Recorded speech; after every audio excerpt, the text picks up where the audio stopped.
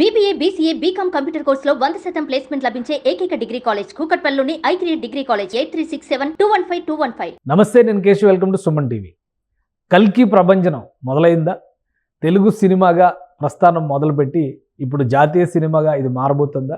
ముఖ్యంగా తెలుగు ఇండస్ట్రీ నుంచి ఈ మధ్య కాలంలో వస్తున్నటువంటి సినిమాలన్నీ కూడా జాతీయ స్థాయిలో ప్రభంజనాలు అవుతున్నాయి. ఇండియన్ సినిమా అనేటువంటి డిస్కషన్ని రైజ్ చేసినటువంటి పరిస్థితి. ఇక కల్కి సినిమా 2 రోజుల్లో రిలీజ్కి కావాల్సినటువంటి అన్ని ఏర్పాట్లు చేసుకుంటుంది. ఇది మల్టీ స్టార్ ఫిల్మా, మల్టీ లింగ్వల్ ఫిల్మా, ఎటువంటి ప్రభంజనం ఇది సృష్టించబోతుంది? ఈ అంశాలపైన విశ్లేషణ చూద్దాం. మనతో పాటు ఫిలిం క్రిటిక్, సీనియర్ జర్నలిస్ట్ ప్రభు గారు. ప్రభు గారు నమస్కారం. నమస్తే. కల్కి సినిమా పేరు వినగానే ఫస్ట్ డివోషనల్ స్టైల్లో ఎక్స్పెక్ట్ చేశారు. దాన్ని సైంటిఫిక్ కంటెంట్తో కనెక్ట్ చేశారు. సో ఇది ఒక ప్రభంజనం మొదలైందా, లేదంటే ప్రభంజనం ఆల్రెడీ పీక్ స్టేజ్లో ఉందా? ఏమనుకోవాలి ఈ సినిమాకి సంబంధించి?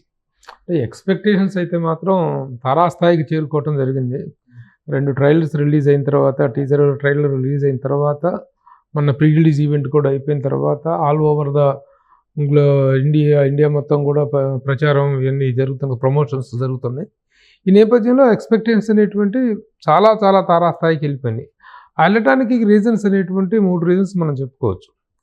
ఒకటి ప్రభాస్, తారాగణం, మెయిన్ కాస్టింగ్ ఒకటి, స్టార్ కాస్టింగ్ ఒకటి. నెక్స్ట్ డైరెక్టర్ అశ్విన్ మీద ఉన్నటువంటి కాన్ఫిడెన్స్ ఒకటి, నాగ్ అశ్విన్ మీద ఉన్నటువంటి confidence. Next banner, Vyjayanthi movies banner. ఈ 3 కారణాల రీత్యా ఈ సినిమా తాలూకు హైప్ అనేటువంటిది to the maximum extent world వైడ్కి వెళ్ళింది. అందులో రిలీజ్ అయినటువంటి ట్రైలర్స్ కూడా చాలా ప్రామిసింగ్గా కనిపించడంతో అది ప్రభంజనం అని, ఎందుకంటే సినిమా రిలీజ్ అయిన తర్వాత అది సాధించిన విజయాన్ని బట్టి ప్రభంజనం అనేటువంటి పదం ఆడటం అన్నట్టు జరుగుతుంది.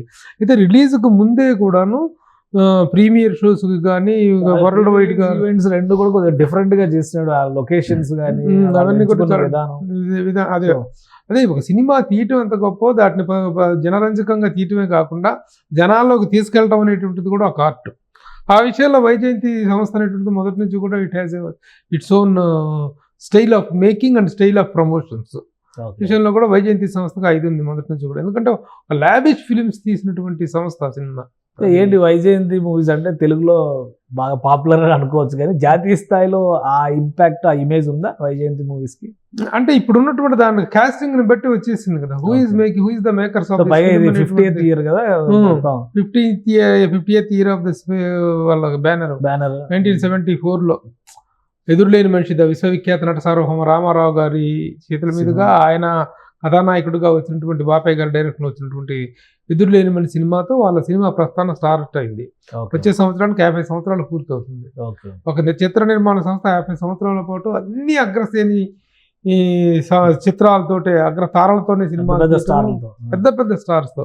అంటే వాళ్ళు చెయ్యనటువంటి స్టార్ అంటూ ఎవరు లేరు.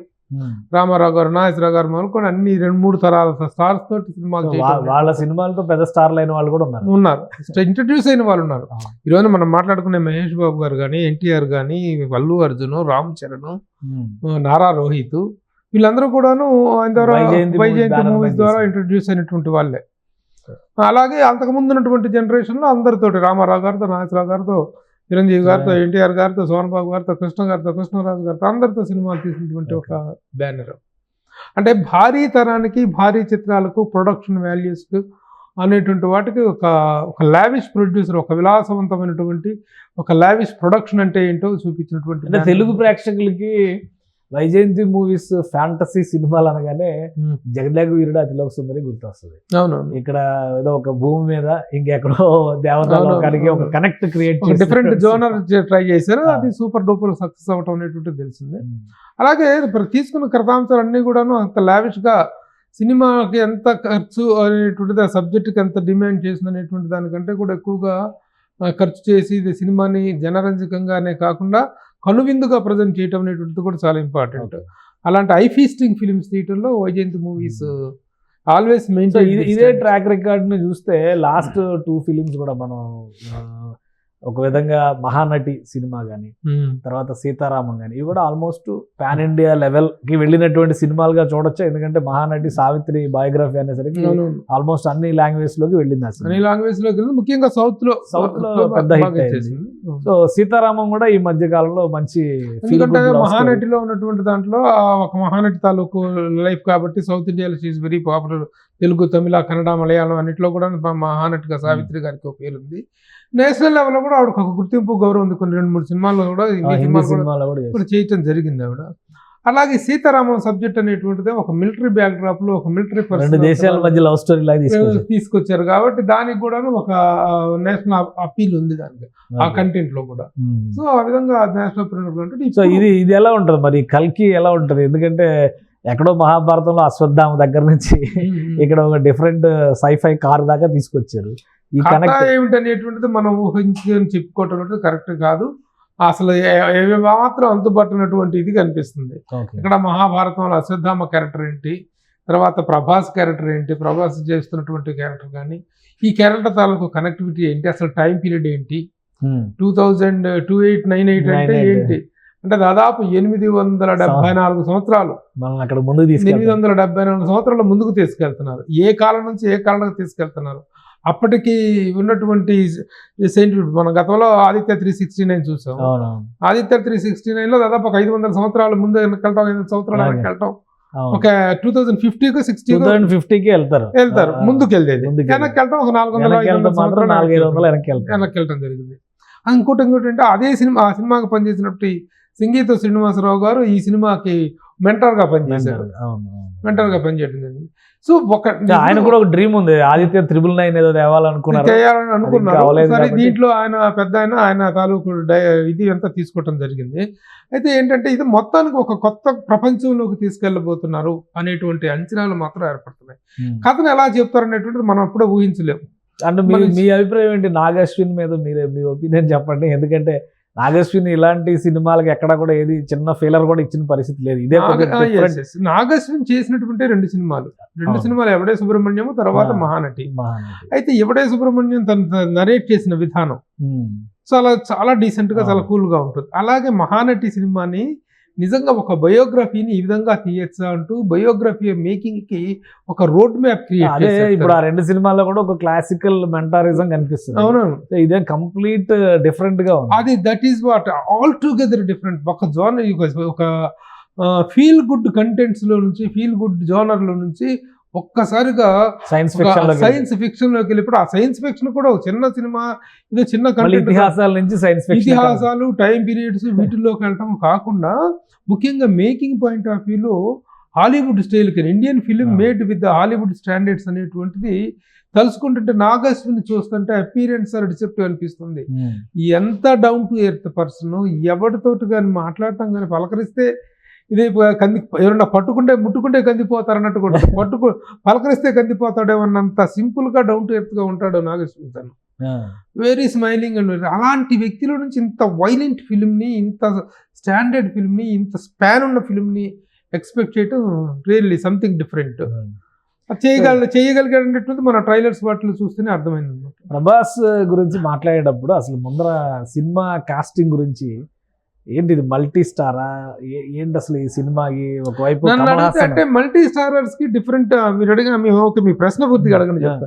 అంటే ఒకవైపు కమల్ హాసన్ కనిపిస్తున్నారు, ఇంకోవైపు అమితాబ్ బచ్చన్ కనిపిస్తున్నారు, సరే హీరో ప్రభాస్ ఉన్నారు, మళ్ళీ దీపికా పడుకునే క్యారెక్టర్ కూడా చాలా డిఫరెంట్ గా ఉన్నట్టు కనిపిస్తుంది. ఇంకా చాలా మంది ఆర్టిస్టులు ఉన్నారు, బ్రహ్మానందం ఉన్నారు, తన పాత శోభన, మాలవిక నాయరు, సురేష్ మహానటి ఎంఐ తను కూడా ఉంది, వీళ్ళు కూడా ఉన్నారు. అయితే నేను మల్టీ స్టారర్ అనే సినిమాకి చెప్పుకున్న నిర్వచనం ఏంటంటే, యాక్చువల్గా ఇద్దరు సమకాలీకులైన నటులు కలిసి నటించిన దాన్నే మల్టీ స్టారర్ అనుకుంటాము. First multi starrer, recent top multi starrer అంటే త్రిబుల్ ఆర్.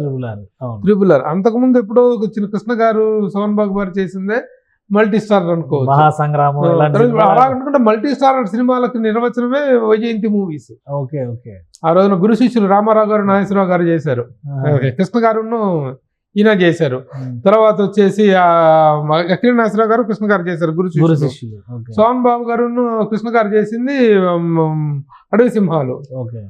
అడవి సింహాలు ఒకటే ఇది. తర్వాత వెంకటేష్ వీళ్ళతో చేసినటువంటి సినిమాలు ఏమన్నా బ్రహ్మరుద్రులు కానీ ఇవి కానీ ఒక డిఫరెంట్ ఏజ్ గ్రూప్ స్టార్ ఇంకొక అతను ఉంటే దాన్ని మల్టీ స్టార్ అనలేము. అయితే క్యాస్టింగ్ పరంగా ఇది మల్టీ స్టార్ అనేటువంటి నిర్వచనంలోకి రాకపోయినప్పటికీ కూడాను మల్టిపుల్ స్టార్స్ యాక్ట్ చేసినటువంటి cinema. So different age groups లో ఉన్న సూపర్ స్టార్స్ అందరూ ఉన్నారు.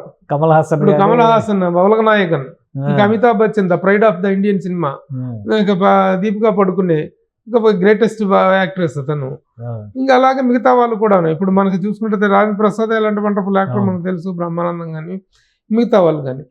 స్టార్ కాస్టింగ్ పరంగా మల్టీ స్టార్ కంటే కూడా ఒక పెద్ద ఇది అనుకోవచ్చు. But single star is Prabhas.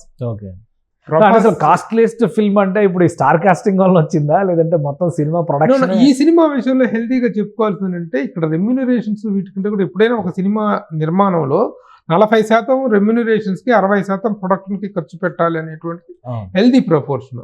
ఆ హెల్తీ ప్రపోర్షన్ ఇందులో కనిపిస్తుంది. దాదాపు ప్రొడక్షన్ వాల్యూస్ చాలా నీట్గా చాలా గొప్పగా కనిపిస్తున్నాయి.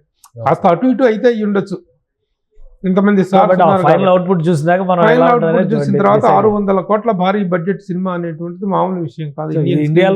ఇండియాలోనే బిగ్గెస్ట్ ప్రొడక్షన్ గా చెప్పుకోవచ్చు.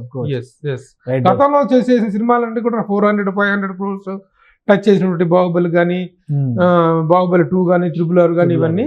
But this film the production cost 600 crores అని చెప్తున్నారు. దాని మార్కెట్ రేంజ్ ఇంత అమౌంట్ రాబట్టాలి, ఇంత అమౌంట్ రావాలి అంటే అంత డెప్త్ ఉందా? ఇప్పుడు ఇండియన్ సినిమాలో అంత ప్రపోర్షనేట్ లో రిటర్న్స్ వచ్చే పరిస్థితి ఉంటుందా? వచ్చినాయి కదా. ఇండియన్ సినిమా అంటే పాన్ వరల్డ్ కి వెళ్తుంది కదా సినిమా. అదే సినిమాలు ఉన్నాయి, 1000 crores ఉన్నాయి. సో కాబట్టి ఆ ఎక్స్పెక్టేషన్స్ తగ్గట్టుగా ఇది ప్రొడక్షన్ కానీ మేకింగ్ ఇప్పుడు కల్కి ప్రపంచం అనేటువంటి హెడ్డింగ్ పెట్టి మీరు ఈ ప్రోగ్రామ్ చేస్తున్నా సరే దానికి ఎందుకు యాక్సెప్టెన్స్ అంటే ఆ అడ్వాన్స్ బుకింగ్ అనేటువంటి మామూలుగా లేవు. ఓకే, ద డే 1 కలెక్షన్స్ అనేటువంటిది ఎక్కడ సెట్ అవుతుందో ఎక్కడ ల్యాండ్ అవుతుందని చెప్పలేము. డే 1 కలెక్షన్స్ లోకి వచ్చేటప్పటికి RRR వచ్చేటప్పుడు 223 CR ఏదో అన్నారు, 220 above CR day 1 collections world wide అని అన్నారు గ్రాస్. ఓకే, మరి దీని ప్రభావం చూసుకుంటే ఇప్పటికే 3 లక్షల ఇది జారింది, 3 మిలియన్ దాటింది. ఓకే ఓకే, $3 మిలియన్ దాటింది US లో. Okay, only US advance booking రూపంలోనే, only in form of advance bookings. Okay, అలాగే ప్రపంచవ్యాప్తంగా 3200 స్క్రీన్స్ లో దాదాపు this film is going to be screened. 3000 థియేటర్లు, ఒక మ్యాసివ్ రిలీజ్. ఈ స్థాయి సినిమాకి కావాల్సినటువంటి మ్యాసివ్ రిలీజ్ ఏ స్థాయిలో ఉండాలో ఆ స్థాయిలో ఉండటం జరిగింది. అట్ ద సేమ్ టైం టికెట్లు పెంచుకోవడానికి ఒక వెసులుబాటు అనేటువంటిది ప్రభుత్వం ఇవ్వటం కూడాను. 2 తెలుగు రాష్ట్రాలు కూడాను టికెట్ రేట్లు పెంచుకునే షోస్ 5 షోస్ ఇవ్వటం జరిగింది. టికెట్ రేట్ అక్కడ 70, ఇక్కడ తెలంగాణలో అయితే 70, మల్టీప్లెక్స్లో అయితే 100, సింగిల్ థియేటర్స్ అయితే 70, ఆంధ్రప్రదేశ్లో అయితే సింగిల్ థియేటర్స్ అయితే 75, మల్టీప్లెక్స్లో 175, 125 పెంచుకునేలాగా వెసులుబాటు ఇచ్చారు. 2 రాష్ట్రాలు కూడా 5 షోస్కి అనుమతి ఇవ్వడం జరిగింది. బెనిఫిట్ షో టికెట్స్ కూడాను ఒక రేట్ ఇవ్వడం జరిగింది. కాబట్టి ఒక సినిమాకి అన్ని విధాలుగా ఒక సానుకూల వాతావరణం ఎట్లయితే ఏర్పడాలో అలాగే ఎలాంటి కొర్రీలు పెట్టడానికి అవకాశం లేకుండా ఒక సానుకూల ప్రభుత్వం ఏర్పడింది ఆంధ్రప్రదేశ్లో. ఏపీలో ఒక సానుకూల ప్రభుత్వం ఏర్పడింది, ఇక్కడ తెలంగాణలో ఒక సానుకూల ప్రభుత్వం ఏర్పడింది. తెలంగాణలో అంటే టీఆర్ఎస్ ప్రభుత్వం ఉండగా కూడా సినిమాల పట్ల మాత్రం సానుకూలంగానే ఉన్నారు. గవర్నెన్స్ ఉంది టీఆర్ఎస్ ప్రభుత్వం ఉండగా కూడాను. కాబట్టి ఎన్ని విధాలుగా ఒక సానుకూల వాతావరణంలో ప్రైస్ వైజ్ కానీ అన్ని విధాలుగా రిలీజ్ అవుతుంది. కాబట్టి సెంటిమెంట్స్ వర్కౌట్ అవుతాయి. ఈ సినిమా వైజయంతి వాళ్ళ cinema Indra the stupendous hit, Chiranjeevi గారు నటించినటువంటిది. జగదేక వీరుడు అతిలోక సుందరి ఒక గొప్ప బ్రాండ్ చిరంజీవి గారు నటించినటువంటి. ఇప్పుడు ఇంద్ర సినిమా అనేటువంటిది 2004లో తీసినటువంటి సినిమా ఇప్పుడు 2002లో, ఈ after 22 years the same location, same కాశీలో. ఓకే ఓకే, కాశీ బ్యాక్గ్రౌండ్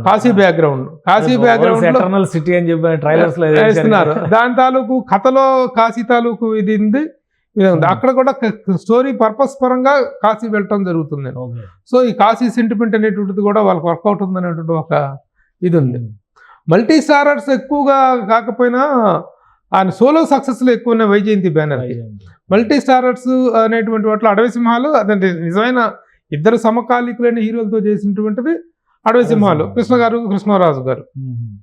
మిగతావన్నీ డిఫరెంట్ ఏజ్ గ్రూపులతో చేసే కాబట్టి we can't call them the multi star. అది మంచి సక్సెస్. ఓకే. తర్వాత ఇది ఆఫ్టర్ సో మెనీ ఇయర్స్ మళ్ళీ కాశీ బ్యాక్ డ్రాప్ లో వస్తున్న సినిమా సెంటిమెంట్. అసలు ఈ సినిమా తర్వాత ప్రభాస్ ముఖ్యంగా ఈ సినిమా విషయంలో ఇంకా మనం ప్రత్యేకించి అభినందించాల్సినటువంటి వ్యక్తులు అశ్విని దత్ గారి కుమార్తెలు స్వప్నాను ప్రియాంక ఇద్దరు ఎదిగి రావటం, వాళ్ళకి అద్భుతమైనటువంటి ఫిలిం మేకింగ్ లో వాళ్ళకి అవగాహన కానీ ఇది కానీ రియల్లీ వర్ది డాటర్స్. వాళ్ళు కూడా ప్రొడక్షన్ స్టార్ట్ చేశారు. స్వప్న సినిమా అని చెప్పని పెళ్లి సందరి ఇలాంటి కాంబినేషన్స్ ప్రొడ్యూస్ చేసిన ట్రాక్ రికార్డ్ ఉంది కదా. సో వాళ్ళు మొత్తం ప్రొడక్షన్ హౌస్ నిర్మాణంలోకి వచ్చేసారు. పెట్టారు. ఇప్పుడు ఈ సినిమాలో అంత wonderful credit they are enjoying. ఇప్పుడు మహానటి కానీ, అంతకుముందు వెంకట సుబ్రహ్మణ్యం కానీ, తర్వాత వచ్చినటువంటి సీతారామం కానీ, ఈ సినిమాలన్నిటిలో కూడాను వాళ్ళ ఇన్వాల్వ్మెంట్, వాళ్ళ మేకింగ్ అనేటువంటి వాళ్ళ కంటెంట్ ఇంకొంచెం గ్లోబలైజ్ చేస్తున్నారు. They are very good. Both of them are very. నిన్నే ఒక ఇంటర్వ్యూలో చూడటం జరిగింది. ఒకవైపు అమితాబ్ బచ్చన్ గారు ఇంటర్వ్యూ చేస్తున్నారు. అమితాబ్ బచ్చన్ అండ్ కమల్ హాసన్, దీపికా పడుకునే, Prabhas and these 2 daughters, the way they answered, the way they అసలు సినిమా నిర్మాణం వెనుక ఉన్నటువంటి కల్కి నిర్మాణం వెనుక ఉన్నటువంటి సాధక బాధకాలను వాళ్ళు చెప్పిన విధానం, అది టేక్ ఆఫ్ అయినటువంటి విధానం, ఇదంతా చాలా బాగా చెప్పారు వాళ్ళు. Multi star all multi language stars అందరూ ఉన్నటువంటి సినిమా. ఇప్పుడు టాలీవుడ్ కు సంబంధించి ప్రభాస్, బాలీవుడ్ కు సంబంధించి అమితాబ్ బచ్చన్, కోలీవుడ్ కు సంబంధించి కమల్ హాసన్, శాండల్వుడ్ కు సంబంధించి దీపికా పడుకునే. దీపికా అంటే కర్ణాటక బాలీవుడ్ కదా, కర్ణాటక నుంచి కూడా ఎవరినొకరిని పెట్టి ఉంటారు. వాళ్ళు అనుకుంటే టాలీవుడ్ నుంచి చూస్తే మీరు ప్రభాస్ టాలీవుడ్ కి లిమిట్ చేయలేరు. ప్రభాస్ పాన్ ఇండియా స్టార్ కాబట్టి రాజేంద్ర ప్రసాద్ టాలీవుడ్ నుంచి రిప్రజెంట్ చేస్తారు. మలయాళం నుంచి చూస్తే శోభన, మలయాళం నుంచి శోభన. కాబట్టి ఈ విధంగా ఆల్ లాంగ్వేజ్ స్టార్స్ ఉన్నారు దీంట్లో. వాళ్ళ మల్టీ స్టార్ కంటే కూడా ఇంకా ఎక్కువ. సినిమా రిలీజ్ తర్వాత ప్రభాస్ స్పేస్ ఏ విధంగా ఎక్స్పాండ్ అవుతుంది అని అనుకోవచ్చు. ఎందుకంటే బాహుబలి తర్వాత ఒక రేంజ్ ఎక్స్పెక్ట్ చేశారు. సరే, సాహో సినిమా కొంతవరకు ఆ ఎక్స్పెక్టేషన్స్ లో రీచ్ అయినా కానీ ఈ మధ్య వచ్చినటువంటి ఆది పురుషు ఇవి కొంత డిసప్పాయింటింగ్ కింద చూడాల్సి ఉంటుంది. కరెక్ట్ గా సంవత్సరం క్రితం June 16th ఆది పురుషు రిలీజ్ అయింది. మళ్ళీ June 27th రిలీజ్ అవుతుంది. డెఫినెట్ గా ప్రభాస్, ఎందుకంటే ఆ సినిమా తాలూకు ఇది వేరు, ఆది పురుషుకు వచ్చినటువంటి ఇది వేరు, బట్ దీని స్లాట్ వేరు. దాని తర్వాత ప్రశాంత్ నీల్ సినిమా కూడా వచ్చింది. పార్ట్ 2 కోసం ఎదురు చూస్తున్నారు. అది పార్ట్ 2 కోసం ఎదురు చూస్తున్నాం. ఇది మాత్రం this is going to make a wonderful. ఇది ఒక ట్రెండ్ సెటర్ అయ్యే అవకాశం ఉంటుంది. సైన్స్ ఫిక్షన్ మూవీస్ కి సంబంధించి మరి కొంత ఇంట్రెస్ట్ ఇండియాలో క్రియేట్ చేసేటువంటి స్కోప్. ట్రెండ్ సెటర్ అంటే ఏంటంటే, ఒక సినిమా అంటూ వస్తే ఆ సినిమాని అదే ట్రెండ్ లో ఫాలో అవుతూ 10 సినిమాలు రావడానికి ట్రెండ్ సెటర్ అంటాం. ఇలాంటి ట్రెండ్, ఇలాంటి సబ్జెక్ట్ అనేటువంటి వన్స్ లూమన్ గా హ్యాపెనింగ్స్ తప్ప అప్పుడప్పుడు జరిగే అద్భుతాలు తప్ప, this cannot be a trendsetter, this can be a sensation. ప్రతి ఒక్కళ్ళు మేము ఇలాంటి సినిమాలు తీస్తాను బయలుదేరితే కాళ్ళు చేతులు 3 కాలిపోతాయి. This will be a phenomenal film and it will set its own record అనేటువంటిది మాత్రం the expectations are very heavy, very much heavy. That to in the performance of Prabhas and in the creative heights of Nag Ashwin. ఈ రెండింటి మీద grand success అయిన సినిమాని చూసిన తర్వాత ఆ జానర్ లో, ఆ స్థాయిలో కాకపోయినా ఆ జానర్ లో సినిమాలు రిలీజ్ అవడం అనేది సహజం. ఇప్పుడు ఎటువంటి ట్రెండ్ లో కన్నా ఇండియన్ మూవీ వెళ్ళే అవకాశం ఉంటుందా? ఎందుకంటే ఒక హిస్టారికల్ బాహుబలి తర్వాత చాలా హిస్టారికల్ బేస్డ్ మూవీస్ వచ్చినాయి వరుసగా. సో అట్లాగా ఈ సినిమా కూడా వర్షన్ క్రియేట్ చేసే అవకాశం. ఎందుకంటే మన దానిలో చాలా తక్కువ సైన్స్ ఫిక్షన్ సైన్స్ ఫిక్షన్స్ ని ఇంకా మూఢమైనటువంటి నమ్మకాలను కలిపేసేసి మొన్న వచ్చింది బ్రహ్మాస్త్ర సినిమా వచ్చింది. ఏదో ఒక పిచ్చి కథ కానీ ఆడేసింది. దాంట్లో ఒక సైంటిఫిక్ ఫిక్షన్ కాస్త, కొంత సూపర్ స్టేషన్స్ కొంత అన్ని కలిపేసేసి ఇప్పుడు ఏంటంటే గ్రాండ్ ప్రజెంటేషన్ అనేది కోరుతున్నారు. లాజిక్ అనేటువంటిది పెద్దగా చోట్ల only magic is important, not the logic అనేటువంటి యాంగిల్లో వెళ్తున్నారు. ఆ పాయింట్ ఆఫ్ వ్యూలో వెళ్తే రావచ్చేమో, ఇంతకు మించి అదే సినిమాలు కూడా రావచ్చేమో. 27th ఒక భారీ ప్రభంజనాన్ని వెండి తెరపైన చూసే అవకాశం ఉంటుందండి. డెఫినెట్ గా. రైట్. థ్యాంక్ యూ ప్రభు గారు, మీ అభిప్రాయాలు తెలియజేసింది. ఇది కల్కి సినిమాకి సంబంధించి ఎక్స్పెక్టేషన్స్కి బియాండ్గా వర్కౌట్ జరిగింది మొత్తం అంటున్నారు ప్రభు గారు. అలానే ప్రపంచవ్యాప్తంగా ఈ సినిమా చేయబోయే బిజినెస్ కూడా ఒక పెద్ద ల్యాండ్ మార్క్ అయ్యేటువంటి అవకాశం ఉంటుంది. రాబోయే సినిమాలకి ఇది ఎలాంటి ప్రేరణనిస్తుంది. అలానే వైజయంతి మూవీస్ స్వర్ణోత్సవాలు కల్కి సినిమా ద్వారా దేశవ్యాప్తంగా ప్రపంచవ్యాప్తంగా ఏ స్థాయిలో చేసుకుంటాయో ఎదురు చూద్దాం. ఇది special discussion. Keep watching. Suman టీవీలో మీ పర్సనల్ అండ్ బిజినెస్ ప్రమోషన్స్ కోసం కింది నెంబర్కి కాంటాక్ట్ చేయండి.